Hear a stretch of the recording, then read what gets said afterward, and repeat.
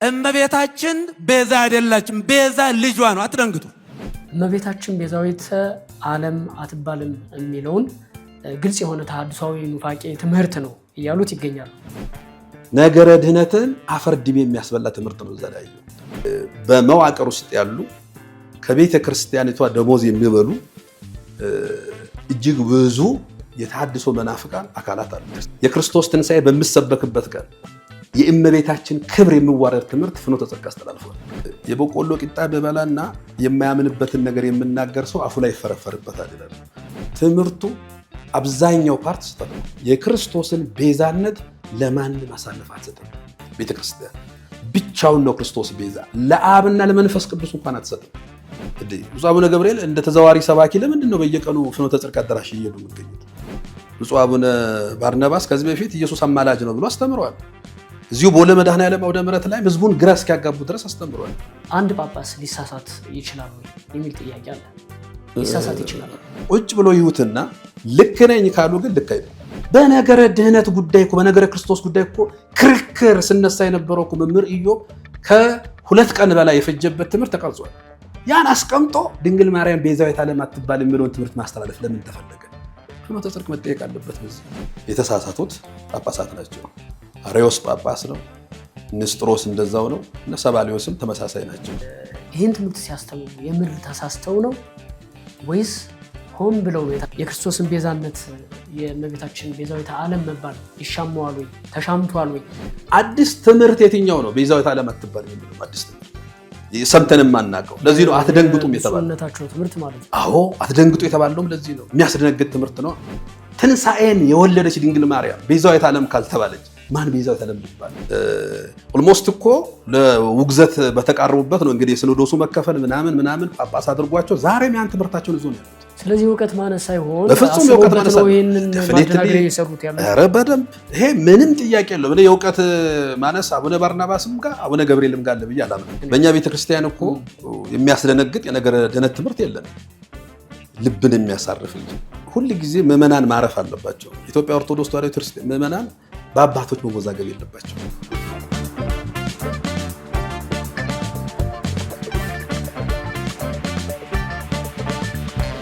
ሰላም ጤና ይስጥልን የተከበራችሁ ተመልካቾቻችን እንደምን አላችሁ? ዛሬ በሚኖረን ቆይታ እጅግ በጣም መነጋገሪያ ሆኖ የሰነበተ አሁንም ደግሞ መነጋገሪያነቱ የቀጠለ የብፁዕ አቡነ ገብርኤል ጉዳይን በተለይ ደግሞ ከእመቤታችን ቤዛዊተ ዓለም አትባልም የሚለው ትምህርታቸው ተነስቶ በጣም ብዙ ሰው እየተነጋገረበት ይገኛል። ዛሬ ቆይታ ማድረግ የወደድነው እዚህ ላይ ነው። እንግዳ ጋብዘናል። ቻናሉ ሀሌታ ነው። የፕሮግራሙ አቅራቢና አዘጋጅ ሙሉዬ ምስጋናው ነኝ። አብራችሁን ቆይታ እንድታደርጉ በአክብሮት እንጋብዛለን።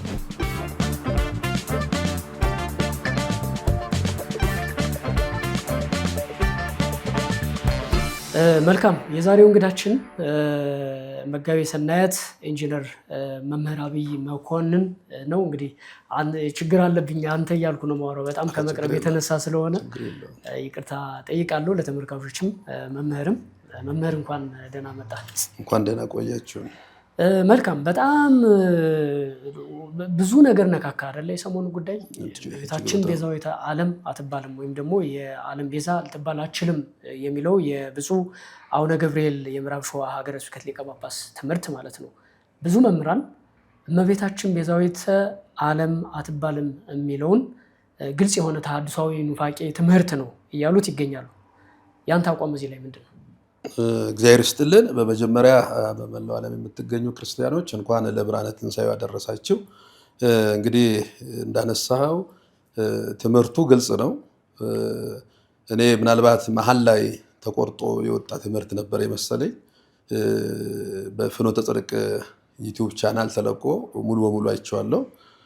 ትምህርቱ ሌሎቹም መምህራን እንዳሉት ኢኦርቶዶክሳዊ የሆነ ከኛ ቤተክርስቲያን ዋናው ከሆነ ከዶግማ ትምህርት ጋር የምጣረስ ፍጹም የሆነ የቤተክርስቲያን ያልሆነ የተሐድሶ መናፍቃን የሚያስተምሩት ትምህርት ሆኖ ነው ያገኘሁት። መልካም። እንግዲህ በዚህ ዙሪያ ዛሬ ቅዱስ ሲኖዶስ አስቸኳይ ስብሰባ አድርጎ እንደነበረ ተሰምቷል። ዜናው ወጥቷል እና በእሳቸው ዙሪያ ተወያይቶ ቀጠሮ ተይዟል። እንደው ምናልባት መረጃ ያለ ምን ተባለ? ቀጠሮ አርብ የተያዘ ነው። ሙሉን ደግሞ እዛ ውሳኔ ምናምን ምናይ ይሆናል። አዎ እንግዲህ ቋሚ ሲኖዶሱ ያው እኔም አሁን ወደዚህ ስገባ ነው የህዝብ ግንኙነቱም የዩቲሲ ብዙሃን መገናኛም ፖስት እንዳደረጉት አጀንዳ አድርገው ይዘዋል። ሙሉ አባላት በተገኙበት በሰፊው እንደምታይና ይህንን በተመለከተ ደግሞ አርብ በሰፊው እንደምወያዩበት ነው። ይሄ አንድ ጥሩ ጅምር ይመስለኛል። ቅዱስ ሲኖዶስ እንዲህ አይነት ጉዳዮች ምዕመናን ጋር ሁከት ብዥታ የሚፈጥሩ ጉዳዮችን ቸል ብሎ አለማለፍ መመለከተውን አካል የማነጋገርና ህዝቡ የሚያርፍበትን ጉዳይ የመወሰን ጉዳይ ስለሆነ እንግዲህ ወደ አርብ አሻግረውታል። እንግዲህ ከሲኖዶሱ ውሳኔ ደግሞ የምንጠብቀው ነገር ይኖራል። ጥሩ እንግዲህ በጣም እዚህ ጋር ተያይዞ ብዙ ጥያቄዎችን አነሳለሁ። እንደው መንደርደሪያ የሚሆኑ ጥያቄዎችን ባነሳ መምህር አስቀድሜ በጣም ደስ ይለኛል። ብዙዎቹ ያነሱት ምናልባት ለማደናገር ይሁን የምር ያልገባውም ደግሞ ሰው ለማወቅ ይሁን የሚነሳ ጥያቄ አለ። ግን አንድ ጳጳስ ሊሳሳት ይችላል ወይ የሚል ጥያቄ አለ። ሊሳሳት ይችላል? እንግዲህ እጅግ በጣም ከቤተክርስቲያን ሩቅ ያልሆነ ሰው ቤተክርስቲያኒቷን የሚያውቅ ሰው ቢያንስ ሌላው ቀርቶ እቺ የኛ ኦርቶዶክሳዊ ተዋሕዶ ቤተክርስቲያን የተቀበለችውን ሶስቱን ዓለም አቀፋት ጉባኤያት እንኳን ብንመለከት ጉባኤ ኒቅያንም፣ ጉባኤ ቁስጥንጥንያንም፣ ጉባኤ ኤፌሶንንም ብንመለከት ምንፍቅናውን ይዞ የተነሱት የተሳሳቱት ጳጳሳት ናቸው። አሬዎስ ጳጳስ ነው። ንስጥሮስ እንደዛው ነው። እና ሰባሊዮስም ተመሳሳይ ናቸው። በኢትዮጵያ ኦርቶዶክስ ተዋሕዶ ቤተክርስቲያን አስተምሮ መሰረት አይደለም ጳጳስ ፓትርያርክ ይሳሳታል ብላ ነው የምታስተምረው። አሁን ከትላንት ወዲያ የሮሙ ፖፕ አርፏል። በካቶሊክ ፖፕ አይሳሳትም። ፖፕ ኢዝ ኢንፍሊመብል ይላሉ እነሱ። ሪፕሬዘንታቲቭ ኦፍ ጂሰስ ክርስት ነውና አይሳሳትም። ኦርቶዶክስ ቤተክርስቲያን እንዲህ አይነት ትምህርት የለም። ይሳሳታል። ጳጳስ ይሳሳታል፣ ፓትርያርክ ይሳሳታል። በሁሉም የክህነት ደረጃ ያለ ሁሉ ይሳሳታል። ሰው ነውና ይሳሳታል። ከዚህ ጋር ተያይዞ እንግዲህ እኒህ አባት ወይ ደግሞ ሊቀ ጳጳሱ ብፁዕ አቡነ ገብርኤል ይህን ትምህርት ሲያስተምሩ የምር ተሳስተው ነው ወይስ ሆን ብለው ነው የታሰበበት ነገር ነው? ምክንያቱም ሲያስተምሩ ራሱ ከፊታቸው ላይ የሚነበብ ነገር ያለ ይመስላል፣ በውስጣቸው የታመቀ ነገር ያለ ይመስላል፣ የከነከናቸው ነገር ያለ ይመስላል የሚል አስተያየት አለና የምር ሊሳሳቱ ይችላሉ ነው ብለን የምንወስደው ወይስ እንደው ሆን ተብሎ የተላለፈ መልእክት ነው የታሰበበት ነው ልንል የምንችለው? እኔ ይህንን በሁለት መልኩ ማየት የሚገባ ይመስለኛል። አንደኛው 50 ደቂቃ የፈጅ ስብከት ነው። ቅድም እንዳነሳሁልህ በመሀል ተቆርጦ ሰዎች በሞባይል ቀርጾ ያወጡት የሆነ ሀሳብ መስሎኝ ነው የነበረው። እግዚአብሔር በሚያውቀው በዩቲዩብ መለቀቁን ኋላ ነው ያየሁት። ሙሉ ትምህርቱን ስናይ ግን ብፁዕ አባታችን አቡነ ገብርኤል እያስተማሩ አንዱን ከአንዱ ጋር የመደበላለቅ ስሜት አይቻልም። ለምሳሌ ቤዛነትን በኋላ እንመጣበታለን። የክርስቶስን ቤዛነት ያነሱና ሊቀ ካህን ወደ ዕብራውያን ይገቡና ሊቀ ካህናት የነበሩ ብዙዎች ናቸው። እነሱ እንዳይኖሩ ሞት ስለከለከላቸው አንድ ጊዜ ሊቀ ካህን ሆኖ ይሄን ያመጡና ከእመቤታችን ጋር ደግሞ ያገናኛሉ። የክርስቶስን ቤዛነት ከእመቤታችን ቤዛነት ጋርም የማገናኘት ነገሮች አሉ። ጠቅላላ አድርገን ስናየው ቁጭ ብለው ራሳቸው ያስተማሩትን ትምህርት አሁን 50 ደቂቃ የፈጀውን ትምህርታቸውን ቁጭ ብሎ አይተው የት ጋ ነው የተሳሳትኩት፣ የት ጋ ነው ልክ ያለኝ ማለት ያለባቸው እሳቸው ናቸው። በእኔ እይታ ግን ትምህርቱ አብዛኛው ፓርት ስህተት ነው። አብዛኛው እኔ አሁን ቤዛነት ጋር ብቻ አይደለም፣ ብዙ ወንድሞች አይተውታል። ውስጥ ላይ ብዙ ስህተቶች አሉ። በኋላ አነሳዋለሁ ወደ መጨረሻ አካባቢ። ይህን ትምህርት በተመለከተ ለፍኖተ ጽድቅ አገልጋዮች የተሰጠ ነበረ፣ አልተላለፈም። እሱን በኋላ መጣበታለሁ። በሚገባ ግን ብፁዕነታቸው ከቤዛነት ጋር የተገናኘ ማለት ነው። አዎ ከቤዛነት ጋር ከነገረ ድህነት ጋር። ቤዛነት እኮ የነገረ ድህነት አካል ነው። የነገረ ድህነት የእመቤታችንን ቤዛነት ከነገረ ድህነት ጋር የሚገናኝ ጉዳይ ነው።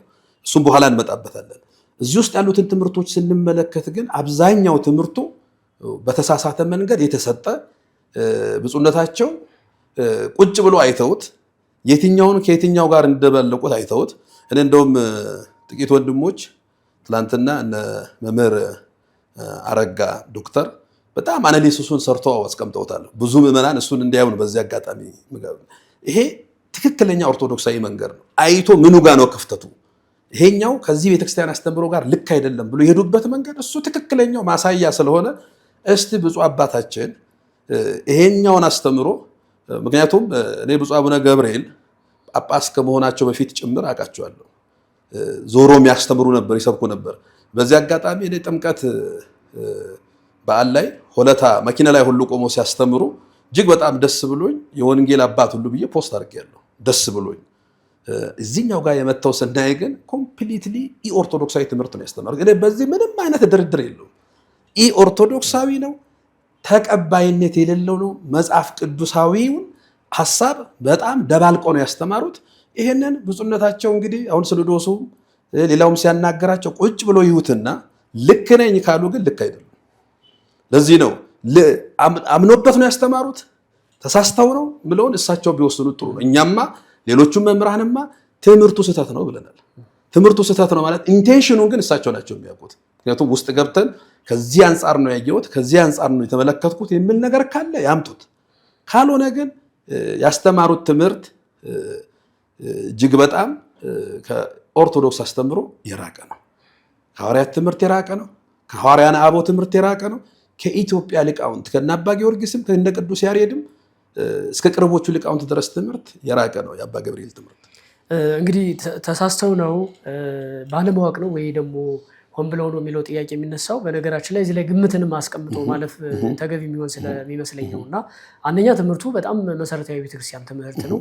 እንደው አይደለም በአብነት ትምህርቱ ያለፈ ከታች ጀምሮ እስከ ሊቀ ጵጵስና የደረሰ ሰው አይደለም አብዛኛው ምዕመን በዚህ ዙሪያ የሚደናገር አይደለም የሚል ሀሳብ ስላለ ነው። እና ሊከብዳቸው የሚችል አይደለም፣ ሊያጠራጥራቸው የሚችል ትምህርት አይደለም ሆን ብሎ ካልሆነ በቀር የሚል አስተያየት ሲሰጥ ስላየው ነው። እና ምናልባት እንግዲህ እሳቸው ተሳስተው ነው ባለማወቅ ነው ወይ ባለማወቅ ነው እንዲህ ያደረኩት የሚሉ ከሆነ ራሳቸው ይበሉት እያልክ ነው። ግን ለምን መሰለ ሁሉንም ነገር አሁን እሳቸውን ኢንቴንሽናቸውን አይተ ከሆነ አትደንግጡ ብሏል። አትደንግጡ ምን ማለት ነው? ትምህርታቸው ሰው እንደሚረብሽ ምዕመኑ እንደሚረብሽ ምን ማለት ነው? አትደንግጡ። በእኛ ቤተክርስቲያን እኮ የሚያስደነግጥ የነገረ ድነት ትምህርት የለንም፣ ልብን የሚያሳርፍ እንጂ። ሰበር ዜና አድርጎ አትደንግጡ ያሉበት ምክንያት ምንድን ነው? ይሄን ለዚህ ነው ለእሳቸው እንስጠው የምልህ ኢንቴንሽኑ ለዚህ ነው። አነገ እኮ ሊቃውንት ጉባኤ እኮ ያያል ትምህርቱ። ከኛ በላይ የሆኑ ብዙ መምህራን አሏት ቤተክርስቲያን ያዩታል። ሊቃውንት ቤተክርስቲያን አይተው እሳቸውም ባሉበት ምንድነው ይሄ ሲባል አምንበት። አሁን እኮ ይመጣል ትምህርቱ ይሄ ነው ይሄን ነው የምቀበለው ካሉ እንግዲህ ቤተክርስቲያኗ ትወስናለች። አይ እኔ ይሄን ያየሁበት ለምን መሰለ አንዳንድ ቦታ ላይ ቅድም ያነሳሁት የሊቀ ካህናትን አገልግሎትና የእመቤታችንን ቤዛዊት ዓለም ሲቀላቅሉ ስላየው ነው። በፍጹም የማይገናኙ ነገሮች ሲያገናኙ ስላየው ነው። እኔ ለማለት የፈለኩት ብለው ቢያብራሩት ነገር ካለ አይዶን ነው። ግን ትምህርቱ የ50 ደቂቃ ትምህርት እጅግ በጣም በሚገርም ሁኔታ ብዙ ስህተቶች አሉበት። እኔ ፌዝ ባይ ፌዝ አይቶ የለቀቁ ልጆች ስላሉ ቅድም ያነሳውልህ ዲያቆን ዶክተር አረጋ እሱ በደንብ አናሊሲሱን ሰርቶ ክፍተቶቹን አሳይቷል። ያንን ክፍተት እሳቸው ይዩት። እኔ አሁን ለምን መሰለ ሁል ጊዜ በእኛ ቤተክርስቲያን ቅድም ያነሳ ነው ጳጳስ አይሳሳት የሚል ትምህርት የላትም ቤተክርስቲያን። ተሳስተዋል። አሁን እኔን እየጠየቀኝ ነው። እኔ ብፁዕ አቡነ ገብርኤል ያስተማሩት ትምህርት ኦርቶዶክሳዊ ነው። ነገረ ድህነትን አፈር ድሜ የሚያስበላ ትምህርት ነው እዛ ላይ ያየሁት። ይሄ ነው ባጭሩ። መልካም። ከዛው ጋር ተያይዞ እንግዲህ እንደ ማምለጫ ተጠቅመውታል ተብሎ ስማቸው እየተነሳ ያለው ነገር ሊቃውንተ ቤተክርስቲያን ወይ ደግሞ የሊቃውንት ጉባኤ በእመቤታችን ቤዛዊተ ዓለም መባል ወይም ደግሞ በክርስቶስ ቤዛነት ትምህርት ዙሪያ ምንም አይነት የአተረጓጎም ልዩነት እንደሌላቸው የተረጋገጠ ነው። ምንም ልዩነት ያለው ሊቃውንት ጉባኤም የቤተክርስቲያኗ መምህራንም እንደሌለ ነው የሚነገረው። እና እሳቸው ደግሞ የአተረጓጎም ልዩነት ስላለ ነው እንጂ እመቤታችን ቤዛዊተ ዓለም አትባልም በሚል የአተረጓጎም ልዩነት እንዳለ በማስመሰል ለማምለጥ ሞክረዋል በሚልም ስማቸው የተነሳ ነው። አይተው ከሆነ ምናልባት እኔ የትኛው ለምሳሌ ኢትዮጵያ ኦርቶዶክስ ሊቃውንትን ወስደን በዚህ ጉዳይ ወይ ደግሞ ከሐዋርያን አበው ጀምሮ ያሉትን ወስደን ለምሳሌ እዚህ ቦታ ላይ እነገሌ እንዲህ አይሉም፣ እነገሌ ደግሞ እንዲህ ይላሉ፣ ይሄ እኔ የተከተልኩት የነገሌ ነው ይበሉ የለም። በተለይ የእመቤታችን ቤዛዊት ዓለም በኋላ እኮ ስለ ቤዛ እንመጣለን። ሀብት ቤዛ ተብሎ በምትጠራበት መጽሐፍ ቅዱስ ውስጥ እመቤታችንን ቤዛዊት ዓለም ድንግል ማርያም ቤዛዊት ዓለም አይደለችም ማለት እኮ ነገረ ድነት ጥያቄ ውስጥ ነው የምገባው። ይመጣላ ብዙ ተያይዞ መጡ ነገሮች አሉ። እግዚአብሔር እሷን የመምረጡ ጉዳይ ይመጣል። ከእሷ ተወልዶ ዓለምን የማዳኑ ጉዳይ ይመጣል። ብፁዕ አቡነ ገብርኤል የእናቶቻችን ብለው የዘማሪያንም እንዲህ የሚባል መዝሙር አለ ብለው ነው እኔ የሚየ ማርያም ቤዛ ነሽ አሉ ለዓለም። እናቶቻችን ይሄን ካወቁ እኮ ትልቅ የቤተክርስቲያን ትምህርት አላቸው ማለት ነው። ቤዛ ነሽ አሉ ለዓለም። አዎ ይሄን ብቻ እኮ ብሎ ከክርስቶስ ቤዛነት ጋር ደግሞ እንደማያደባልቁ እዛው የእናቶቻችን መዝሙር ላይ እኔ የሚየ ማርያም ቤዛ ነሽ አሉ ለዓለም ይሉና እሷስ ተወልዳ ወልዳ ለኛ ሰጠችኝ መዳኛ ይላል። እናቱ ነሽና ለመድኃኒዓለም ይላል አለ። ብዙ እዛው ላይ አለ እኮ አንዱ ስንኝ ብቻ ነው ማነሳለ። ተወልዳ ወልዳ ሰጠችኝ መዳኛ። መድኃኒት የሆነውን ክርስቶስን በመውለዷ ነው ቤዛዊት ዓለም ያሏት። አንዱ ምክንያት እሱ ነው እንጂ ሌላ የክርስቶስን ቤዛነት ለድንግል ማርያም ሰጥቶ የዘመረ ዘማሪ እኔ አላየሁም። መልካም እንግዲህ እንደመነሻ እንደመንደርደሪያ እነዚህን ካነሳን ወደ ዋናው ጉዳይ እንግባ። ዋናው ጉዳይ ምንድነው? እሳቸው ብፁዕነታቸው እንግዲህ ቤዛ ላይ ያለውን የቤተክርስቲያኑን አስተምሮ አንተ ቅድም የገለጽከው እንትና ላፈርድም የሚያበላ ትምህርት ነው የሰጡት ብለሃልና ምናልባት በደንብ የሚገልጸው ከሆነ ተመልካቾችም እንግዲህ የራሳቸውን ሀሳብ ደግሞ እዚህ ላይ ይሰጣሉ። ምንድነው ጥያቄ ስለ ክርስቶስ ቤዛ የቤተክርስቲያኗ አስተምሮ ምንድን ነው? ሰዓታችንን ለመቆጠብ አንድ ሁለት ሶስት ጥያቄዎችን አንድ ላይ ባነሳ ደስ ይላል።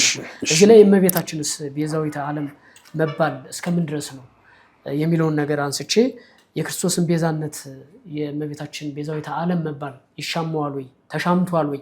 ብዙ አሁን የተነሱ ያሉ ሀሳቦች እመቤታችንን ቤዛዊተ ዓለም ስንል ክርስቶስ ቤዛችን አይደለም ወይ ደግሞ የክርስቶስን ክብር ወስዳለች የሚል አይነት መንፈስ ያለው መልእክት እየተላለፈ ስላየው ነው። እና ይህንን አንስተን ደግሞ ሊቀ ጳጳሱ ታዲያ የሳቱት ምኑ ጋር ነው? ማስረጃዎችም ካሉ በማስረጃ ማንሳት ከቻልን መቀጠል እንችላለን። እግዚአብሔር ይስጥልን። መጀመሪያ ቤዛ ማለት ምን ማለት ነው የሚለውን በዚህ አውድ ማየት ያስፈልጋል። ብዙ አባቶች እንግዲህ በሶሻል ሚዲያው በብዙ መልክም ስለ ቤዛ ብዙ ትርጉም ተሰጥቷል። ይሄ ቤዛ ማለት በእኛ ቤተክርስቲያን መዋጀት፣ ነፃ ማውጣት፣ ምትክ መሆን የሚሉትን ጠበቃ መሆን የሚሉትን ትርጉም ይዞ ነው የምናገኘው ቤዛ የምንለው። አሁን ቃሉን ብቻ ወስደን ስንመለከት ብዙ አካላት መጽሐፍ ቅዱስ ላይ መጀመሪያ ቃሉን ብቻ ወስደን ስናይ በቀጥታ ቤዛ ቤዛ ቤዛ ብሎ የተጠሩ አሉ። ለምሳሌ እዚህ መጽሐፈ ምሳሌ ምዕራፍ 13 ቁጥር 8 ላይ ለሰው ነፍስ ሀብቱ ቤዛው ነው ይላል። አሁን ሀብት ለሰው ነፍስ ቤዛ ነው ስንል ሀብት ሰውን ከሞት ወደ ሕይወት ይመልሳል ማለት ነው? ሀብት የወደቀውን አዳምን ያነሳል ማለት ነው? አይደለም።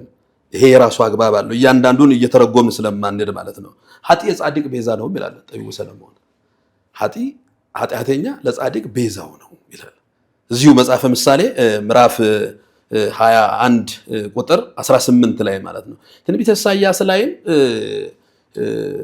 ግብፅን ቤዛ አድርጌ ሀገር እንኳን ቤዛ ተደርጎ ይሰጣል። ቤዛ አድርጌ ትንቢተ ኢሳይያስ ምዕራፍ 43 ላይ ይሄን እንመለከታለን። ከሁሉ በላይ በተለይ በብሉይ ኪዳን እስራኤልን ከግብፅ እየመራ የወጣ ነፃ አውጪ። አሁን በተለይ በዘመነ ትንሣኤ ሙሴንና ክርስቶስን እያወዳደር የምንገልጥበት ብዙ ነገር አለ። ህዝበ እስራኤልና እስራኤል ዘነብስን እያወዳደር የምንገልጥበት አለ። እስጢፋኖስ ነው የተናገረው ይሄን ሐዋርያት ሥራ ምዕራፍ 7 ቁጥር 35 ላይ እስራኤላውያን አይሁዳውያን ልደበድቡት ድንጋይ ሰብስበው በቆሙበት ሰዓት ይተርክላቸው ነበር። ወደ ኋላ ይሄድ እንዲህ ነው ምለው ቃሉ ሹምና ፈራጅ እንድትሆን የሾምከው ማን ነው ብለው የካዱትን ይህን ሙሴ በቁጥቋጦ ቦታ በመላኩ እግዚአብሔር ሹምና ቤዛ አድርጎ ላከው ይላል። ሙሴን እስራኤልን ነፃ እንዲያወጣ ሹም ቤዛ አድርጎ ላከው ይላል። አሁን ሹምና ቤዛ አድርጎ ላከው ማለት ምን ማለት ነው? ነፃ አውጪ አድርጎ ላከው ማለት ነው። ሙሴን ማንን ነፃ የሚያወጣ? እስራኤልን። አሁን ቤዛ ሆነ ለእስራኤል፣ ነፃ አውጪ ሆነ ሙሴ። ተመልከት፣ ፈርዖንን ገሎ ማለት ያው በገበረ ተአምር ክርስቶስ ሰይጣንን ገሎ የኤርትራን ባህር አሻግሮ ክርስቶስ የሲኦልን ባህር ንዶ አሁን እያነጻጸርን እንኳን ስናስቀምጠው ማለት ነው ሙሴ ሕዝበ እግዚአብሔርን እየመራ ወደ ምድረ ርስት፣ ክርስቶስ ደግሞ እስራኤል ዘነፍስ የሆነውን እኛን እየመራ ወደ ገነት መንግስተ ሰማያት። ይሄን እያነጻጸርን ነው። ሙሴ ቤዛ ሆኗል፣ ለእስራኤል መሪ ሆኗል፣ ነፃ አውጪ ሆኗል። ሙሴ ቤዛ ስንል ልክ እንደ ክርስቶስ አይነት ቤዛ ነው ወይ ስንል በፍጹም። አሁን ወደ ክርስቶስ ቤዛነት እንምጣ። ቤዛ ለብዙ አካል መጽሐፍ ቅዱስ ላይ ተገልጧል። ወደ ክርስቶስ ቤዛነት ስንመጣ ኦርቶዶክሳዊት ተዋሕዶ ቤተክርስቲያን በፍጹም አሁን ብዙዎቹ ለማምታታትም በሆነ ግራም በቀኝም ለማስገባት የሚፈልጓት ይችላል። የክርስቶስን ቤዛነት ለማንም አሳልፍ አትሰጥም። ቤተክርስቲያን ብቻውን ነው ክርስቶስ ቤዛ። ለአብና ለመንፈስ ቅዱስ እንኳን አትሰጥም። አብም መንፈስ ቅዱስም የክርስቶስን ቤዛነት በፈቃድ አምላክ ሰው ሆኖ ሰውን በማዳን ፈቃዳቸው አለ። ግን ወልድ ከሰማይ ወርዶ ተወልዶ ዓለምን ቤዛ ሆኖ ያዳነው ክርስቶስ ነው። አይደለም ለፍጡር ለአብና ለመንፈስ ቅዱስ እንኳን አትሰጥም ቤተክርስቲያን የክርስቶስን ቤዛነት። ስለዚህ እዚህ ጋር ስንመጣ ሁለት አይነት ቤዛነት አለ ወደንብል እንመጣለን። ምን አይነት ቤዛ? የባህሪ እና የጸጋ የስጦታ። የክርስቶስ ቤዛነት የባህሪው ነው። የባህሪው ቤዛነት ምንድን ነው ብለን በደንብ በስፋት ስንመለከት ከአዳም መውደቅ ጋር የሚገናኝ ነው። አሁን ወደ እመቤታችንም ስንመጣ ይሄኛውን አካል ስለምንይዝ ማለት ነው። አዳም ወደቀ ስንል ሁለት ነገር ነው የሆነው። ጸጋው ተገፈፈ፣ ባህሪው ጎሰቆለ። የአዳም ውድቀት ይሄ ነው። ጸጋ ነበረው አዳም፣ ሙሉ ጸጋው ተገፏል። አዳም ንጹህ ባህሪ ነበረው። ምድር እሾህ አሜኬላ ታብቅል ተብሎ የተረገመው አዳም ከተፈጠረ በኋላ ነው። ተመልከት፣ የአዳም መውደቅ የባህሪን መጎስቀል አምጥቷል። ከገነት ተባሯል። አዳም ገብሩ ለዲያብሎስ፣ ሔዋን ዓመቱ ለዲያብሎስ ተብሎ ሞት ተፈርዶበታል። ወደ ድቅድቅ ጨለማ ወርዷል አዳም። አዳምን ከሞት የሚያድነው ማን ነው? አሁን ቤዛነት መጣው እዚህ ጋር፣ የባህሪ ቤዛነት መጣው እዚህ ጋር። ማን ነው የሚያድነው? ነቢያት ናቸው። አልቻሉም። ብዙ ነቢያት ምን አሉ? አቤቱ ጽድቃችን እንደ መርገም ጨርቅ ተቆጠረብን፣ ቀላትን በሆነ ቀድህ አድነን። እነ ኢሳይያስ ያሉት ይሄንን ነው። እጅህን ካሪያ አምላክ። በቃ አልቻሉም። ነቢያት ቤዛ መሆን ችለዋል? አይችሉም። አልቻሉም። ይሄ የባህሪ ቤዛነትን ነው የሚያነሳው። ሁለተኛ መላእክት ናቸው። አልቻሉም። መላእክትም አንደኛ ሰው ከእግዚአብሔር ጋር ስጣላ ከእግዚአብሔር ከሆነው ጋር ሁሉ ተጣልቷል፣ ከመላእክትም ጋር ተጣልቷል። ሁለተኛ መላእክት ሰው ስላልሆኑ ለሰው ቤዛ መሆን አልቻሉም። ሶስተኛው እግዚአብሔር የፈረደውን ፍርድ መላእክቱ ማንሳት አይችሉም። ስለዚህ ማን ነው? የብሉይ ኪዳን መስዋዕት ነው። አሁን ሊቀ ጳጳሱም ሲያነሱ ወደ ብሉይ ኪዳን መስዋዕትም ሄደዋል። የብሉይ ኪዳን መስዋዕት ነው አይችልም። ለብሉይ ኪዳን መስዋዕት ብዙ የግደሮች የጠቦቶች ደም ፈሷል። በብሉይ ኪዳን በሺህ የሚቆጠሩ መስዋዕቶች ቀርበዋል። ለምን? ፍጡር ናቸው እነሱ። ፍጡርን ቤዛ ሆኖ ማዳን ይችላል? አይችልም። በባህሪው ፍጡርን ቤዛ ሆኖ ማዳን አይችልም። ስለዚህ የብሉይ ኪዳንን መስዋዕት ተመልከት፣ የነቢያትን ጩኸት፣ የመላእክቱን ኃይል፣ ከዚህ የሚበልጥ ኃይል ለአዳም ያስፈልጋል። ቤዛ የሚሆነው ለማዳን አዳምን ወደ ቀደመ ክብሩ የሚመልሰው ከሞት ወደ ሕይወት የሚመልሰው ቤዛ የምንለው የአዳምን ሞት የሚሞት ያስፈልገዋል። ይሄን ለመሆን የሚያስፈልገው አራት ነገር የሚሟላ መሆን አለበት። አንደኛ ሰው መሆን መቻል አለበት።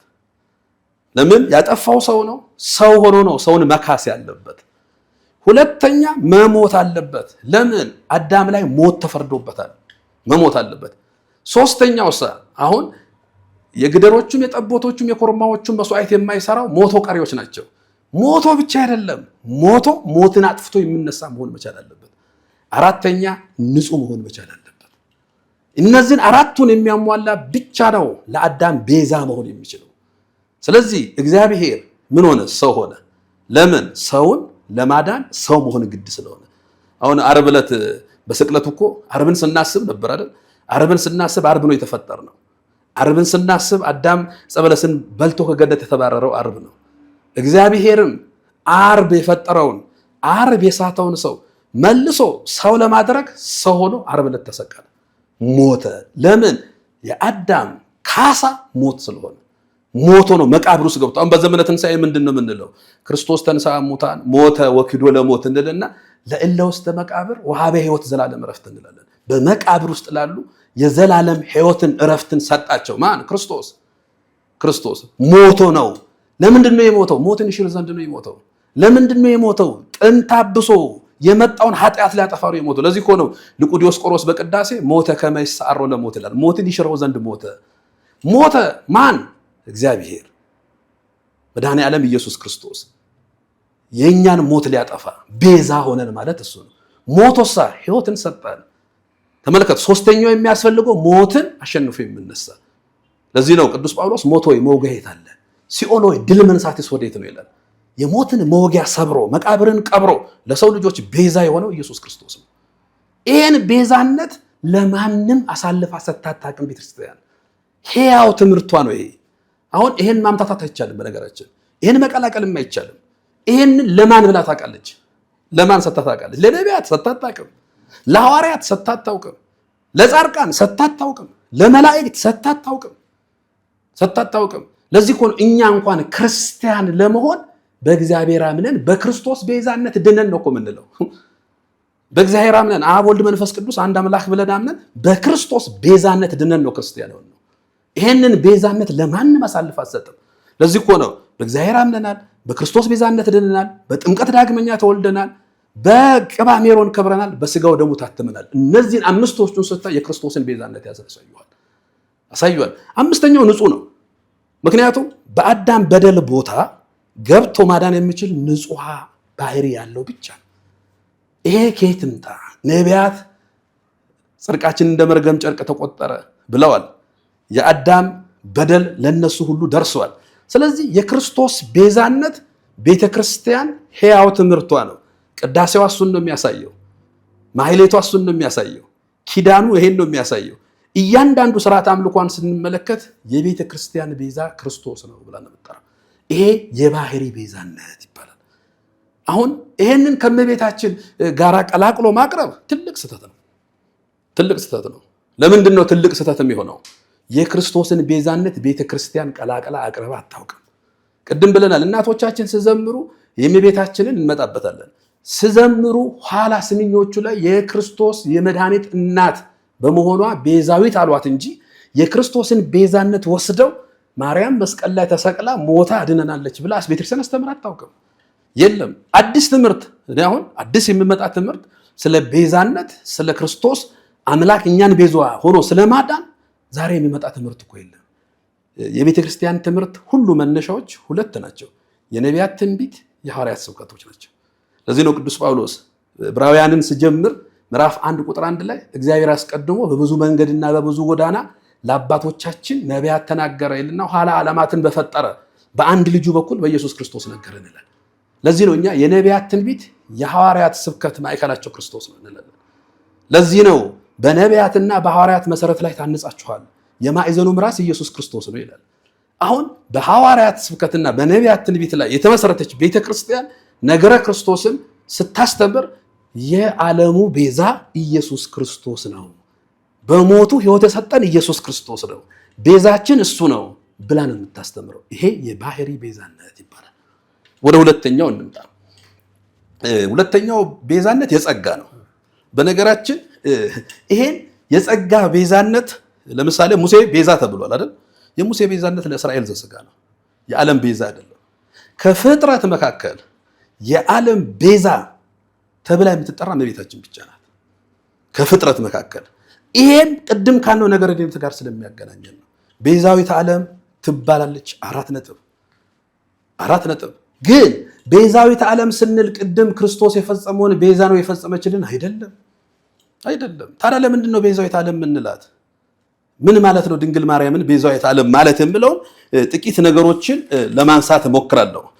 አንደኛ እመቤታችንን ቤዛዊት ዓለም ብለን ስንጠራ የመጀመሪያ መነሻ የሚሆነን የኛ መዳን ነው፣ የሰው ልጆች ድነት። ቅድም ያለው የሰው ልጆች ድነት ከአዳም ውድቀት ጋር ይገናኛል።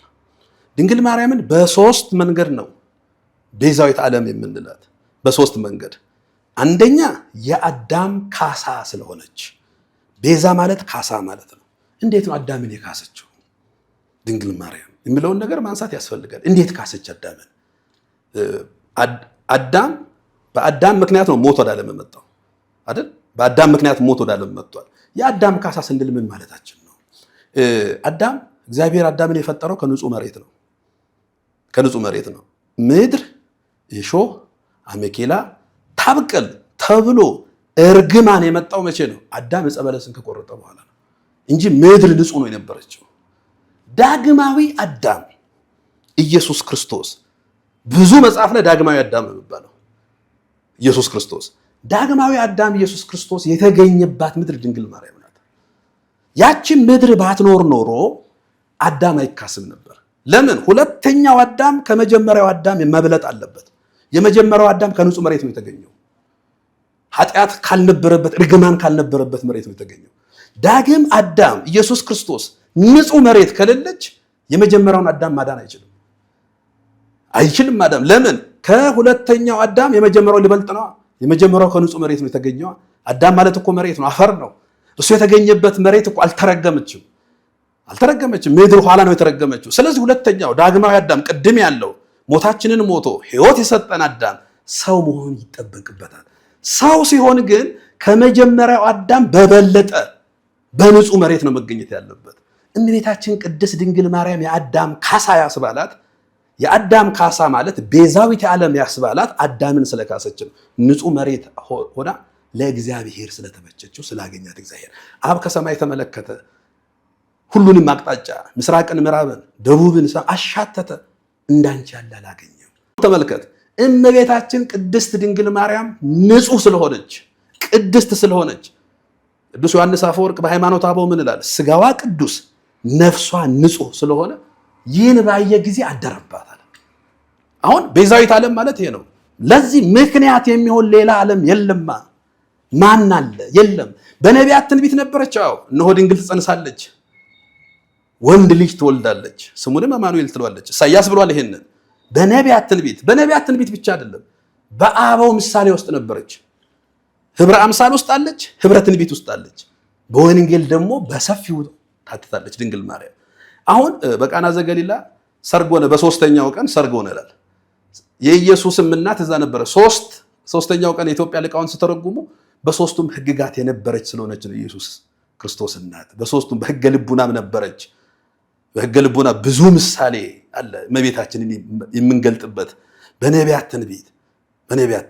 ስለዚህ ይሄንን ሁሉ ስንመለከት እመቤታችን ቅድስት ድንግል ማርያም አዳምን ስትክሰው ስጋዋ ንጹህ ነፍሷ ቅዱስ በብሉይ ኪዳን ነው በነገራችን መሆኑን ባየ ጊዜ ለምክንያት ለመዳን እግዚአብሔር የመረጣት ዘር ሆና ስለተገኘች አምላክ አደረባት። ስለዚህ ቤዛዊት ዓለም ናት። የአዳም ካሳ ስለሆነች አዳምን ክሳለች። በምን ካሰችው? አዳም ከንጹህ መሬት ተገኘ። ክርስቶስም ንጹህ የሚሆን ማደሪያ ሲፈልግ ድንግል ማርያምን አገኘ። ቤዛ ማለት ነው? ካሳ ማለት ነው። ቤዛ ማለት ነው? ምትክ ማለት ነው። በመጀመሪያው አዳም በተገኘበት ምድር ምትክ ዳግማዊቱ አዳም ክርስቶስ፣ ዳግማዊ አዳም ክርስቶስ የተገኘባት ምድር ድንግል ማርያም። ለዚህ ነው ቅዱስ ዳዊት በመዝሙር 44 ላይ እንዲህ ቁጥር 8 ላይ ንግስቲቱ የወርቅ ልብስ ለብሳ ተጎናጽፋ በቀኝ ትቆማለች። የወርቅ ልብስ ለብሳ ተጎናጽፋ፣ ልብስ ይሄኛው ልብስ አይደለም። ንጽሐ ስጋ፣ ንጽሐ ነፍስ፣ ንጽሐ ልቡናን ገንዘብ አድርጋ 10 የቅድስና ማዕረጋት አሉ።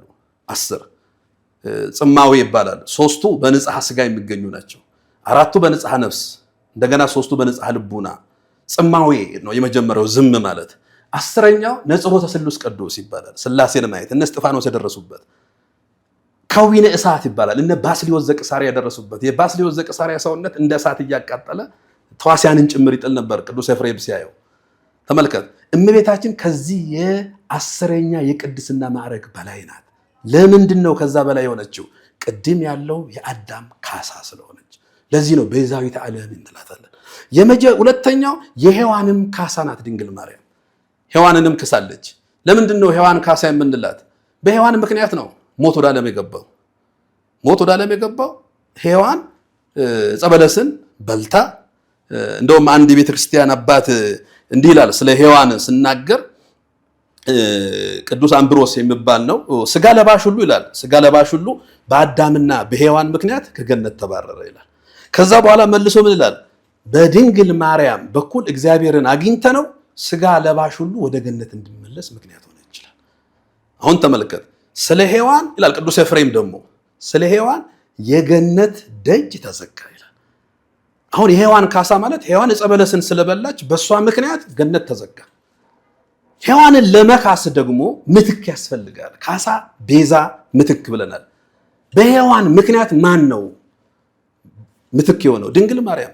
ስለ ሔዋን የገነት ደጅ ተዘጋ፣ ስለ ድንግል ማርያም ዳግመኛ ተከፈተልን አለ ቅዱስ ኤፍሬም በሐሙስ ውዳሴ ማርያም ላይ። እንደውም ከዕፀ ሕይወት እንበላ ዘንድ አደለን። ከዕፀ ሕይወት ሰው ሲፈጠር ገነት ውስጥ ዕፀ በለስም ዕፀ ሕይወትም ነበረች። 1000 ዘመን እየኖረ ዕፀ ሕይወትን እየበላ ይታደስ ነበር። ዕፀ ሕይወት ጋር አልደረሰም የሰው ልጅ። ዕፀ ሕይወትን ሳይደርስ ዕፀ በለስን በልቶ ከገነት ተባረረ። በገነት በነበረች በዕፀ ሕይወት ፋንታ ድንግል ማርያም ክርስቶስን ወልዳ ቅዱስ ሥጋውና ክቡር ደሙን ሰጠችን። የሔዋን ካሳ ሆነች። ትውልዱ ሔዋንን እየወቀሰ ይኖራል። ሔዋን ዕፀ በለስን በላች እያለ፣ ፍጥረት ሁሉ ደግሞ ድንግል ማርያምን እያመሰገነ ነው። ለምን?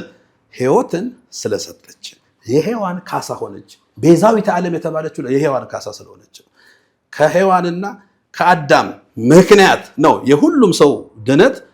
ውድቀትም የመጣው በዛ ነው፣ ድነትም ደግሞ በድንግል ማርያም። ስለዚህ ሁለቱን የሔዋን ካሳና የአዳም ካሳ ስንል ምን ማለት ነው? ጠቅለል ስናደርግ ምክንያተ ድኂን ስለሆነች ማለት ነው። ለሰው ልጆች መዳን እግዚአብሔር ምክንያት ስላደረጋት ድንግል ማርያምን ቤዛዊተ ዓለም እንላታለን። ለምን? እሷ ቅዱስ ገብርኤል መጥቶ አበስቷት ሲያበስራት ምንድን ነው ያላት? ትወልጃለሽ ወንድ ልጅ ኢየሱስም ትይዋለሽ፣ እርሱም እንዲህ ያለ ብዙ ነገር ነገራት። እመቤታችን ቅድስት ድንግል ማርያም ቅዱስ ገብርኤል ሲያበስራት ወንድ ስለማላውቅ ድንግል በክሌን ሕሊናዋ ጭምር ድንግል ስለነበረ ይህ እንዴት ይሆንልኛል ለማሳመን ብዙ መንገድ ሄዷል ቅዱስ ገብርኤል። ዘካርያስን እኮ አልቀበልም ስል ዲዳ አድርጎታል። ይሄ የነገረ ድነት ጉዳይ፣ ይሄ የቤዛነት ጉዳይ ስለሆነ የድንግል ማርያም መልሶ ለማስረዳት ዘመድሽ ኤልሳቤጥን ተመልከች፣ ከሸመገለች ካረጀች በኋላ ጸነሰች፣ ልጅም አገኘች። ከዛ መጨረሻ ላይ ይሁነኒ በከመ ትበለን፣ እንደ ቃሌ ይደረግልኝ፣ እኔ ለእግዚአብሔር ባሪያው ነኝ። ያ ቃል ነው ቤዛዊተ ዓለም ያሰኛል። እግዚአብሔር እኮ ዓለምን ለማዳን እኮ ብዙ መንገድ አለው አይደል?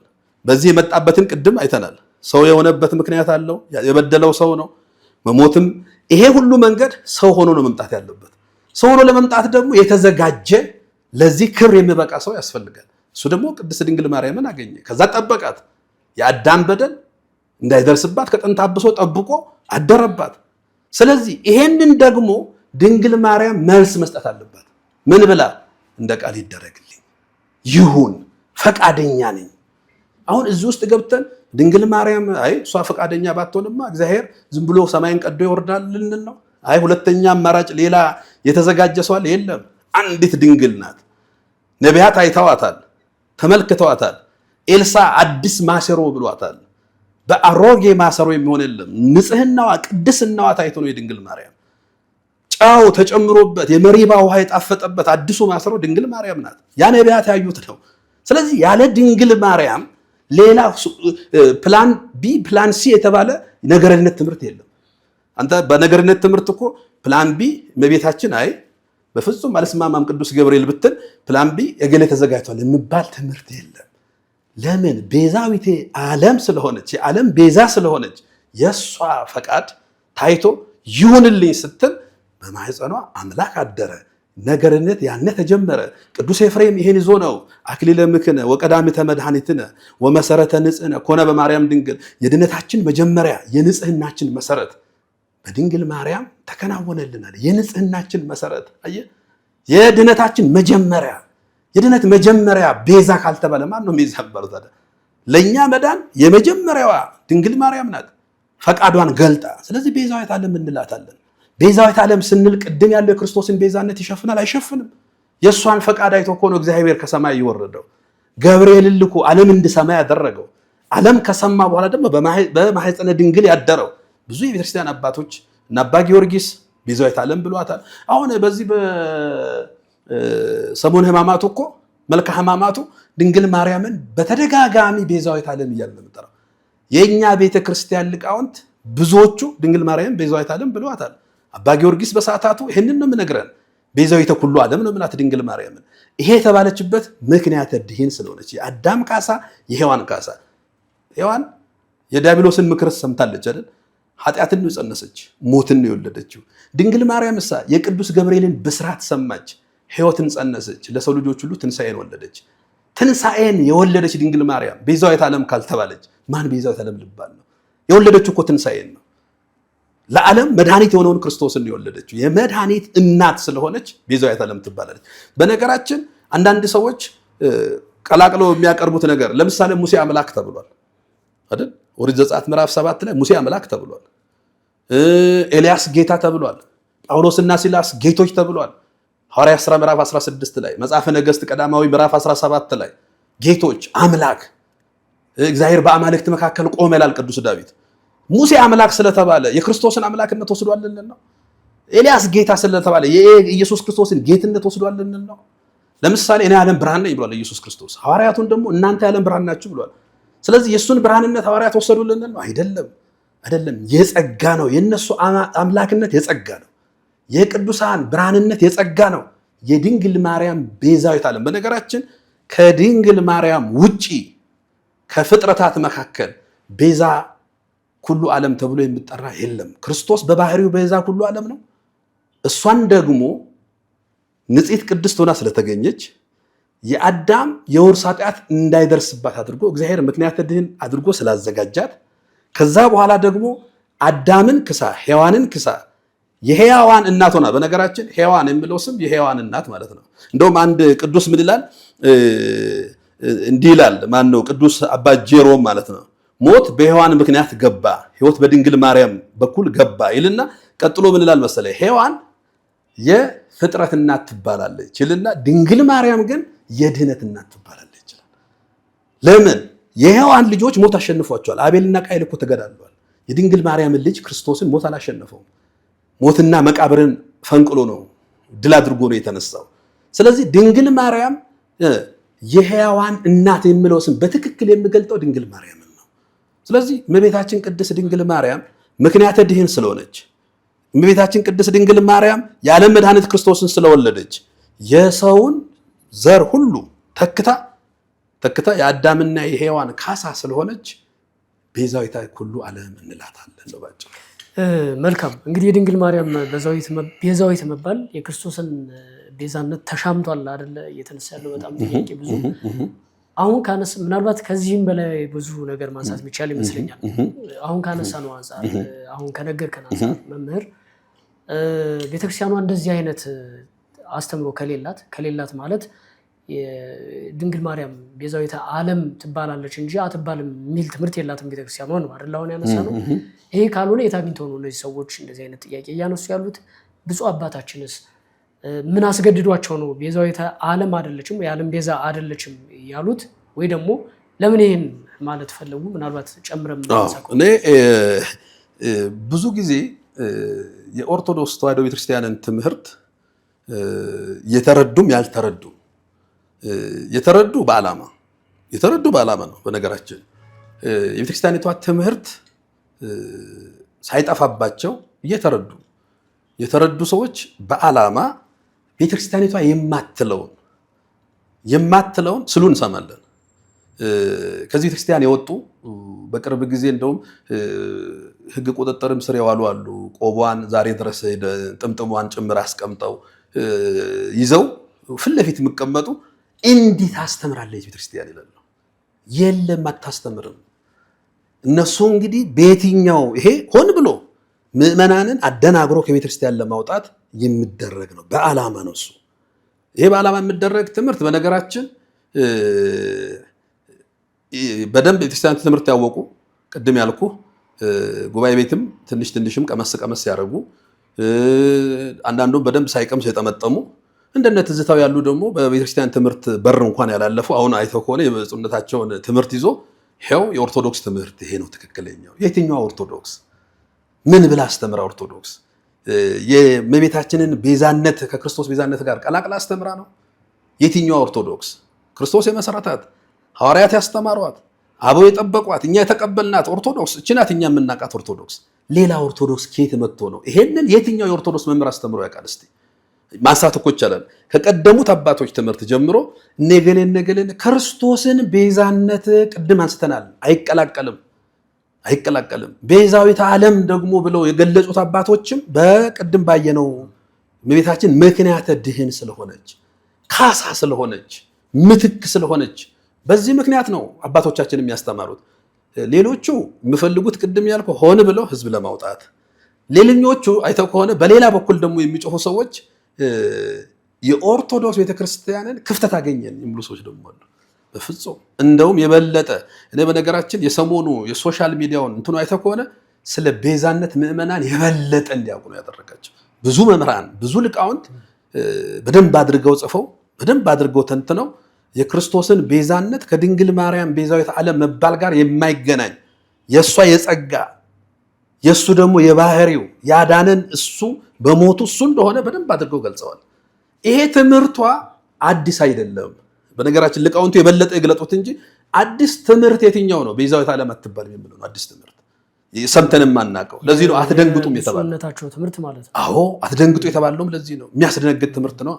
አልሰማንማ ከዚህ በፊት። እንደውም አንዳንድ እንትኖችን እያየሁ ነበረ መምህር። አሁን ለምሳሌ በጣም ብዙ ተከታይ ያላቸው ከሌላ ቤተ እምነት ያሉ አንዳንድ ግለሰቦች ቻናሎች ምናምን እያየሁ ነበረ እና ለምሳሌ ማንሳት ብችል ክርስቲያን ዜማ ቲዩብ የተባለ 377,000 ተከታይ ፌስቡክ ፔጅ ያለው ነው። አትደንግጡ ማርያም የዓለም ቤዛ አይደለችም ብሎ ከብፁዕነታቸው በቀጥታ የተወሰደ ነገር ያስቀምጥና ያልተሸቀጠውን የክርስቶስ ወንጌል በግልጽነት እየሰበኩ ካሉ ኦርቶዶክሳውያን አባቶች አንዱ ናቸው ብሎ ብፁዕነታቸው ብፁዕ አቡነ ገብርኤልን የፖስተቱበትን እንትን አይቻልም። እዚህኛው መልእክት ላይ ሁለት ነገር አጫረብኝ። ማለት እንደዛ አይነት ትምህርት የሚያስተላልፉ ሌሎች ወይ ደግሞ እነዚህ ወገኖች የሚደግፏቸው ሌሎች መምህራን አባቶች እንዳሉ የሚያሳይ ነገር እንደዛ ምናልባት እንግዲህ እንዴት እንደምትረዳው አንተ አላውቅም። እንደዛ የገባኝ እንደዛ ነው። እኔ ማለት ያልተሸቀጠውን የክርስቶስ ወንጌል በግልጽነት እየሰበኩ ካሉ ኦርቶዶክሳውያን አባቶች አንዱ ናቸው በሚል ገልጿቸዋል። ይሄ ማለት ነው። ሁለተኛው ክርስቲያን ቲዩብ የተባለ 530,000 ተከታይ ያለው አትደንግጡ የሚል ከብፁዕ አባታችን በቀጥታ የተወሰደውን እንደ ርዕስ ተጠቅሞ እሳቸውን የፖስት አይቻለሁ። ጎስፔል ሲንገር ኤፍሬም አለሙ የተባለ 107,000 ተከታይ ያለው ቤዛችን አንድ ኢየሱስ የእግዚአብሔር ልጅ ነው በሚል ከዛ የብፁዕነታቸውን ፎቶ ተጠቅሞ የፖስተም አይቻልም። በጣም ብዙ እንደዚህ እያደረጉ ያሉ አሉ እና ምን ጥያቄ ያለኝ እዚህ ላይ የሌሎቹ ቤተ እምነቶች እኒህን አባት ብፁዕ አቡነ ገብርኤልን እያበረታቷቸው ያሉት በአዎንታዊም በአሉታዊም የእነሱ ቤተ እምነት ተነክቶባቸው ነው ወይስ አይደለም የሚል አንድ ጥያቄ አለኝ። ሌላው ደግሞ እሳቸው ያስተማሩት ትምህርት ቤተክርስቲያንን የማይወክል ስለሆነና ለሌሎቹ ቤተ እምነቶች የሚስማማ ስለሆነ ነው። ምንድነው እዚህ ላይ ማለት የምንችለው? አዎ እኔ ሁለተኛውን ነው የምደግፈው። እነሱ ለምን መሰለ በነገራችን ከውጭ ሆነው አሁን ያልካቸው ሚዲያዎች በሙሉ ከውጭ ሆነው የኢትዮጵያ ኦርቶዶክስ ተዋሕዶ ቤተክርስቲያን መሰረተ እምነት አስተምሮ እያወቁም ቅድም ብያለሁ እያወቁም እያላወቁም ቤተክርስቲያኒቷ ኢየሱስ ክርስቶስ የዓለም ቤዛ ነው ብላ አስተምራ እንደማታቀርገው ነው የወሰዱት። ይሄ ደግሞ ውሸት ነው የመጀመሪያው። ሁለተኛው እኔ በሊቃነ ጳጳሳት ደረጃ አወዛጋቢ ትምህርት እያስተማሩ ያሉ አባቶች አሉ። አቡነ ገብርኤል ብቻ አይደሉም። ብፁዕ አቡነ ባርናባስ ከዚህ በፊት ኢየሱስ አማላጅ ነው ብሎ አስተምረዋል። እዚሁ ቦሌ መድኃኔዓለም አውደ ምሕረት ላይ ህዝቡን ግራ እስኪያጋቡ ድረስ አስተምሯል። እኔ አሁን ቅዱስ ሲኖዶሱ የአቡነ ገብርኤልንም ጉዳይ ሲያይ እንዲህ አይነት ትምህርቶችን የሚያስተምሩ አባቶችን ቁጭ አድርጎ ካልሆነ በነገራችን ውሳኔ ያስፈልጋል። ይሄ በትክክለኛው መንገድ የኦርቶዶክስ አቡነ በርናባስ ከአህያ ስጋ ጋር በጣም መነጋገሪያ የነበረው ይሄ ስጋ የአህያ ስጋ ይበላል። እሱ እኮ በጣም የወረደ ትምህርት ነው። እሱ እኮ ምንም ዝግባ የሚባል አይደለም። ነገረ ክርስቶስ ላይ አሜሪካ ሆነው እዚህም ኢትዮጵያ መጥተው አሁንም በነገራችን አቡነ ገብርኤል ሲያስተምሩ ነበሩ ቁጭ ብሎ እሳቸው አቡነ ባርናባስም ነበሩ እዛ ፍኖተ ጽድቅ አዳራሽ ላይ እንዴት ተመጋገቡ ለኔ። አዎ ይሄ ትምህርት ሰጥ እኮ አቡነ ባርናባስም ነበሩ ይሄ ትምህርት ሰጥ እዛው ቪዲዮ ላይ እኮ አለ። ይሄኛው ትምህርቱ በነገራችን ይሄ ሌላኛው ክፍል አለ። አቡነ ባርናባስ ያሉበት ትምህርት አለ። አቡነ ጥያቄ እንዳልወጣ እንጂ ቅርታ ከነሳው ለጥያቄ እንዳልወጣ እንጂ እነዚህ አሁን የተጠቀሱ ስማቸው አባቶች የእውቀት ማነስ ችግር እንደሌለባቸው ነው የሚነገረው። ቤተክርስቲያኑ በጣም የተማሩ በነገራችን ከሚባሉት ናቸው። ስለዚህ ወም ብለው አሁን ከአውዳችን እንዳንወጣ እንጂ አቡነ ባርናባስ አባ ወልደ ትንሣኤ ተብለው በነበሩበት ጊዜ ማህበረ ቅዱሳን ስመ ጽድቅ ላይ ወጥተዋል። ቱሃን በልተን ብንቀድስ ችግር የለውም የሚል ገና ሞኖክሲ ሆነው ኦልሞስት እኮ ለውግዘት በተቃረቡበት ነው እንግዲህ ሲኖዶሱ መከፈል ምናምን ጳጳስ አድርጓቸው ዛሬም ያን ትምህርታቸውን ይዞ ነው ያሉት። ስለዚህ ዕውቀት ማነስ ሳይሆን በፍጹም ዕውቀት ማነስ ነው ይሄንን ማደናገር እየሰሩት ያሉት። ኧረ በደንብ ይሄ ምንም ጥያቄ የለውም። እኔ የዕውቀት ማነስ አቡነ ባርናባስም ጋር አቡነ ገብርኤልም ጋር አለ ብዬ አላምንም። እንዴ የዕውቀት ማነስ እንዴት ይሆናል? ይሄ ቱሃን በልተን ብንቀድስ ችግር የለውም ከዕውቀት ጋር ይገናኛል? ይሄ እኮ ሆን ብሎ ቱሃን በልተ ክርስቶስን ስጋና ደም ብትቀበል ችግር የለውም የሚል ጳጳስ ቤተክርስቲያኒቷ ተሸክማ አጀንዳ አድርጋ መዋየት ሲገባት ኋላ ምንኩስና ነበር፣ አሁን ጳጳስ ሆኖ ኢየሱስ ክርስቶስ አማላጅ ነው ብሎ ያምናሉ። አሁን አቡነ ባርናባስ ይሄ ቤተክርስቲያኒቷ ትምህርት ነው አይደለም። ይሄን አጀንዳ አድርጎ መዋየት አለበት ሲኖዶሱ። አባ ገብርኤልን ጉዳይ ሲይዝ ይሄን የመሳሰሉ ጉዳዮችን ይዞ አብሮ መዋየት መቻል አለበት። ይሄ ግድ ስለሆነ ማለት ነው። ስለዚህ ውጭ ያለው ሰዎች የሚያራግቡት እኔ ሁለት ጉዳይ ይመስለኛል። አንደኛ ቤተክርስቲያኒቷ ሀዲዷ ስታለች ለማስባል ይሄው ትልልቅ አባቶቻችን እንኳን ይሄን ነው የሚጠቀሙት፣ እናንተ እንዲህ አትሉም እያሉን ነው። በነገራችን አትሉም እንዲህ አታስተምሩም። እኛ አንተ እየኖርክበት ያለውን እያስተማርክ ያለውን ሕያው በሆነው መስዋዕቱ በቅዳሴው እያሳየ ያለውን ትምህርት ዛሬ አይ ክርስቶስን ኦርቶዶክስ ቤዛ አትልም፣ ቤዛ ድንግል ማርያምን የክርስቶስን ቤዛነት ለድንግል ማርያም ሰጥታለች። አይን ያወጣው ውሸት ነው ይሄ ምዕመናንን ለማደናገር የሚጠቀሙ። ሁለተኛ እነዚህ ሚዲያዎች ላይ ሌሎችም አሉን ነው እዛ ውስጥ መዋቅር ውስጥ እንዲህ አይነት ስራ የሚሰሩ ሌሎችም ሰዎች አሉን ነው።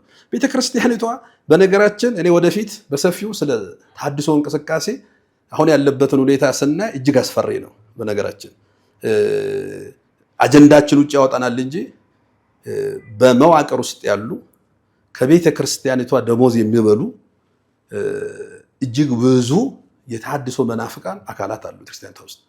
እሱን ጊዜ ገልጣቸዋል። አሁን አገልጋዮች እየተወያዩበት ነው። ወደፊት በሰፊው በዚህ ሚዲያም ይሁን በሌላም ብዙ የሚወጡ ጉዳዮች ይኖራሉ። ይሄንን ምንም ወደዚህ የምንለው ነገር የለም። መናበብ አለ። ሙስተር ኤክስ ስናገር አጨብጫቢ ያለው ውጭ ላይ በርታልን የምላል።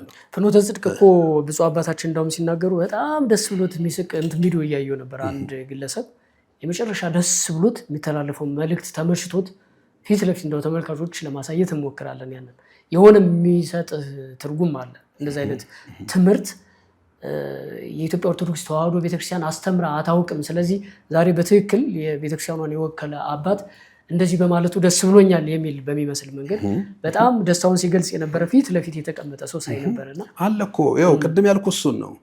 ምቹ ቀን የሚጠብቁ ሰዎች አሉ። እንዲህ አይነት ነገር ስትል ጭብጨባ የሚሰጡ ሰዎች ለምን መሰለ? መጋቢ ሐዲስ ሼቱ አለማየሁ የሚሉት አንድ ነገር አለ። የበቆሎ ቂጣ በበላና የማያምንበትን ነገር የምናገር ሰው አፉ ላይ ይፈረፈርበታል ይላሉ። ብዙዎቹ በማያምኑበት ቤተክርስቲያን ውስጥ ነው ያሉት። ይሄን ጊዜ የሚገልጣቸው ብዙዎች አሉ እኮ በማያምኑበት ቤተክርስቲያን። እኔ ለምን ይጨናነቃል ሰው? ኦርቶዶክስ ነኝ ብሎ እኮ ኦርቶዶክስ ሳትሆን ኦርቶዶክስ ነኝ ብትል ምን ይጠቅምሃል? ስትራቴጂካሊ እዚህ ተቀምጬ አወጣለሁ። ዛሬ በዚህ መልክ የሚወጣ ሰው የለም። ምዕመኑ ሩቅ መንገድ ሄዷል። በዚህም አምታቶ ለመውጣት የሚደረግ ጥረት በፍጹም የሚያዋጣበት አይደለም። ትላንትና እኮ ምንም ባልነበረበት በመላው ኢትዮጵያ እየዞር ኤልሲዲ ተሸክመን የታድሶ መናፍቃን ጉዞ ይሄን ይመስላል እያል ጫካ እያደር ለህዝቡ ዛሬ እዛ መሄድ አይጠበቅም። ህዝቡ ሁሉንም ነገር ከመረጃ ያገኛል። እያንዳንዱን ሂደት ደግሞ የተደበቀውን ምስጢር በዚህ አይነት መልኩ ጊዜው ሲደርስ የሚወጣበታልና ውጭ ሆኖ የሚያጨበጭቡ ሰዎች በነገራችን ቅድም እንዳልኩ አገኘን ቤተክርስቲያኒቷን ቤተክርስቲያኒቷ እንዲህ የሆነ ቲዩብ አጨብጭቦ በክርስቶስ መሰረትነት ላይ የታነጸች ሕያው ወንጌል ይዛ 2000 ዘመን የደለቀች ቤተክርስቲያን ናት። ስለዚህ በአባይ ገለና በሰባኬ ገለ በቄስ ገለ ተለክታ የምትሰጥ ቤተክርስቲያን አይደለችም። የውሃ ልኳ ኢየሱስ ክርስቶስ ነው። መሰረቷ ኢየሱስ ክርስቶስ ነው። ትምህርቷ የክርስቶስ ነው። ዞሮ ያስተማሯት ሐዋርያት ናቸው። የጠበቁት አባቶች ናቸው። እኛ ተቀባዮች ነን። የተቀበልነው እውነት ደግሞ ለዓለም ማስተላለፍ ግዴታ ነው ያለብን እንጂ ውጭ ቆሞ ስላጨበጨበ የአባ ገብርኤል ትምህርት የሚያስጨበጭብ ነገር የለውም ምንም አንገት። እኔ አሁን ትምህርታቸውን መጀመሪያ እግዚአብሔር በሚያውቀው ትንሣኤ ቀን ማታ ነው ያየሁት። ተቆርጦ ነበር ይመስለኝ ብፁዕነታቸው እንዲያስተምራሉ። ምክንያቱም ትንሽ ነገር ነው ተቆርጦ እዚች የቤታችን ጋር። አይ በፍጹም ፌስቡክ ላይ ሼር ሳደርግ ብፁዕ አባታችን አልገባኝም ምን ለማለት ፈልገው ነው ሙሴ ቤዛ በተባለባት ቤተክርስቲያን እንዴት ነው ድንግል ማርያም ቤዛ አትባልም ነው የቀረ ትምህርት አለ ብዬ ፖስት አድርጌ ሙሉ ስሰማ ግን እጅግ ነው ያዘንኩት። መድኃኔዓለም በሚያውቀው እንዲህ አይነት ትምህርት ከብፁዕ አቡነ ገብርኤል እናልጠብቅም። ከኢትዮጵያ ኦርቶዶክስ ተዋሕዶ ክርስቲያን ጳጳስ አይጠበቅም። ይሄ በፍጹም ልብ የሚነካ ልብ የሚጎዳ እና በነገራችን አሁን ሶሻል ሚዲያ ላይም ከቅርብ ጊዜ ወዲህ ዘመቻው ቤታችን ላይ ነው የሆነው። በነገራችን አባ ጊዮርጊስ ያለው ነገር አለ በአርጋኖን ሐሙስ አርጋኖን ላይ እመቤቴ ቅድስት ድንግል ማርያም ሆይ ሰይጣን ከሁሉ በላይ አንቺን ይጠላሻል። ለምን ቢባል ካንቺ የተወለደው ክርስቶስ አናቱን ብሎ ስለገደለው። ምን አርጋ ነው ድንግል ማርያም ጳጳሳት ብፁዕ አቡነ ገብርኤል እኮ አንገታቸው ላይ አንጠለጠሉት እኮ ስለ ማርያም ነው። እኔ በቅርብ ጊዜም ስብከታቸውን አይቻለሁ። መርገመ ስጋ መርገመ ነፍስ ስለሌለባት ቅድስት ድንግል ማርያም እናቶቻችን ባርቲ በዚሁ ጊዜ እንዴት ተቀየረ? ያ ስብከታቸው እንዴት ወደዚህኛው ተቀየረ? እኔ ግራ ነው የገባኝ። በቅርብ ጊዜ ስለ ቤታችን ሲያስተምሩ ሰምቻለሁ የሆነ ሚዲያ ላይ። እንደውም የአዳም እና የሔዋን ኃጢአት ጥንታብሶ ያልደረሰባት ንጽሕት ናት። ታዲያ ከዚህ በላይ ቤዛዊት ዓለም የሚያስብል ጉዳይ አለ? ንጽሕናዋ እኮ ነው ያ እኮ ነው ለክርስቶስ ማደሪያነት ምክንያት ሆነው ይሄን ብሎ የመሰከሩ አባት ተመልሶ አትባልም ስሉ እጅግ በጣም ምንድነው ጳጳሳት እኮ ስንቃቸው ናት ድንግል ማርያም። አባ ገብርኤል እኮ የአብነት ትምህርት ቤት የተማሩ አባት ናቸው። በእንተ ስማ ለማርያም ብሎ ስሟን ጠርተው ዛሬ ድንግል ማርያም ላይ ሌላ ሁሉ ዘመቻው ድንግል ማርያም ላይ ይሄ ሁሉ ምንድነው ብለህ ስታስብ there is something ከውስጥና ከውጭ የመናበቡ ጉዳይ ግን ጥናት የሚያስፈልገው ትልቅ የቤት ስራ በጀርባችን ያለ እንዳለ ይሰማኛል። መልካም በጣም ሰፊ ነገር ነው የተነሳው። ሰዓታችንም በደንብ ገፍተናል። ምናልባት በጣም ብዙ ማውራት የሚጠበቅብን ይመስለኛል ተጨማሪ ሰዓት ይዞና ቀሪዎቹን ጥያቄዎችን በጣም አጠር አድርገን ማንሳት ብንችል ጥሩ ነው ብዬ አስባለሁ። መምህር ይሄ ትምህርት ብፁዕ አቡነ ገብርኤል ይህን ትምህርት ያስተላለፉት ፍኖተ ጽድቅ ማህበር ላይ ነው ወይ ደግሞ የፍኖተ ጽድቅ የሰራተኞች ጉባኤ ላይ ነው ይሄ ትምህርት የተላለፈው እና ከዚህ በፊት ፍኖተ ጽድቅ ለቤተ ክርስቲያኗ በጣም ብዙ አጀንዳ ሲሆን ተመልክተናል። አንደኛ የተዛባ የተጣመመ ትምህርት ስብከት ይሰጥበታል፣ የተጣመመ መዝሙር ይዘመርበታል መድረኩ። በዚህ ደረጃ ቤተክርስቲያኗን እያዋከበ ቤተክርስቲያኗን እረፍት አሳቷል በሚል በጣም ብዙ ደረጃዎች ተሄደው እንደነበረና ምናልባትም አንተ የነበርክበት ኮሚቴ ሳይቀር ለእርቅ ሁሉ ቁጭ ብላችሁ እንደነበረ አስታውሳለሁ። ምንድነው እየተካሄደ ያለው? አሁንም ሌላ አጀንዳ ሆኖ መጣና ምንድነው እዚህ ላይ ማለት የምንችለው? ከአቡነ ገብርኤል ባልተናነሰ ፍኖተ ጽድቅ ተጠያቂ ነው በዚህ ጉዳይ። ቋሚ ሲኖዶሱ አሁን አቡነ ገብርኤልን ብቻ አይደለም ፍኖተ ጽድቅንም ነው መጠየቅ ያለበት። እንዲህ አይነት ትምህርት በፍኖተ ጽድቅ ሚዲያ በፍኖተ ጽድቅ ዩቲዩብ ቻናል ስተላለፍ ማን ነው ያየው? ፍኖተ ጽድቅ የዛሬ 2 ዓመት ገደማ ፍኖተ ጽድቅ ወደ ቤተክርስቲያን ልመለስ ነው ተብሎ እኔም ተጠርቼ እንዳንድ ሰው እኔ እግዚአብሔር በሚያውቀው በዋዜማው ፍኖተ ጽድቅ ከቤተክርስቲያን ያፈነገጠ የተሐድሶ ግሩፕ ነው ብዬ ጽፌያለሁ። በማግስቱ ነው። በማግስቱ ብዙ መምህራን አሁን ስም አልጠራም፣ ብዙ መምህራን ወደ 19 ሊቃነ ጳጳሳት ሆነን ነው አየነው። ለመመለስ እንደምፈልግ ብዙ ነገሮችን አየን። ከዛ በኋላ ኮሚቴ ተዋቀረ። ከጠቅላይ ቤተ ክህነት የህዝብ ግንኙነት መምሪያ ኃላፊ እስክንድር ገብረ ክርስቶስ፣ የህግ ክፍል ኃላፊ አባ ኃይለ ጊዮርጊስ የሚባሉ፣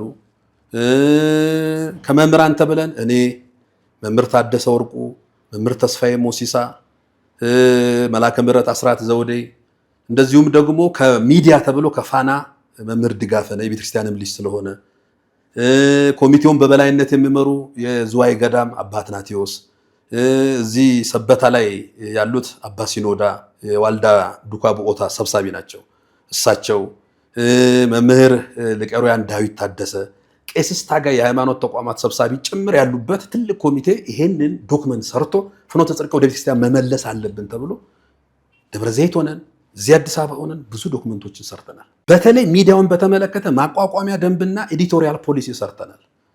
ያ ሳይሆን በመሃል ፍኖተ ጽድቅ ማህበር ይሁን ተብሎ ጠቅላይ ቤተ ክህነት በማህበራት መምሪያ ተመዝግቦ ማህበር ሆኗል። ኤዲቶሪያል ፖሊሲ ተቀርጾለት ብሮድካስት መጀመር ይችላል ማለት የሚችለው መምሪያው ነው።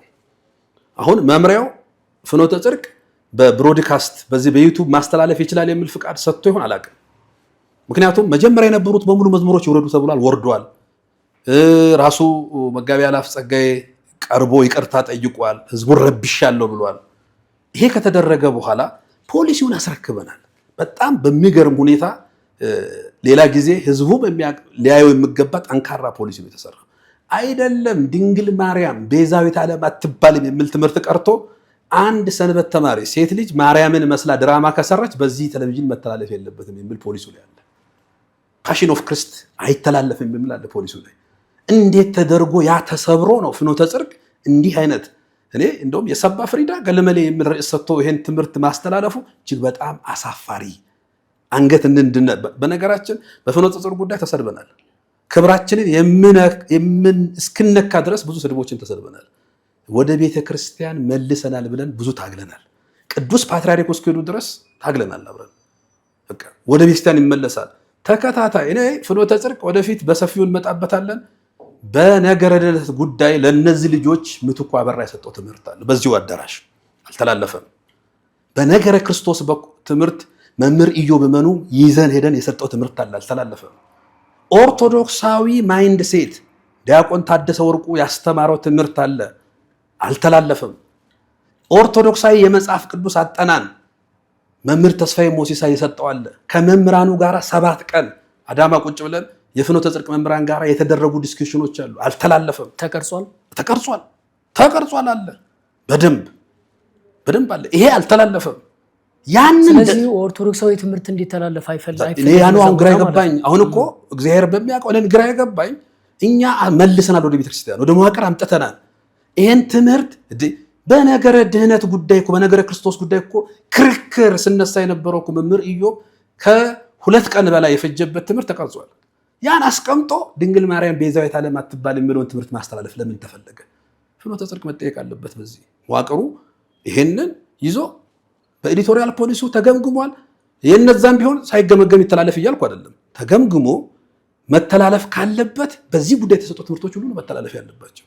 ለምን ምንድነው ቆርጦ የአቡነ ገብርኤልን ትምህርት ብቻ ማስተላለፍ የተፈለገው? ያውም ይሄን ያህል ኦርቶዶክሳዊነት ያለበት ትምህርት። ስለዚህ ፍኖተ ጽድቅ ጠቅላላ መንፈሳዊ ማህበር ደክመናል፣ ዋጋ ከፍለናል። ወደዚህ ወደ መስመር ስማችን ጭምር ተሰድቦበታል።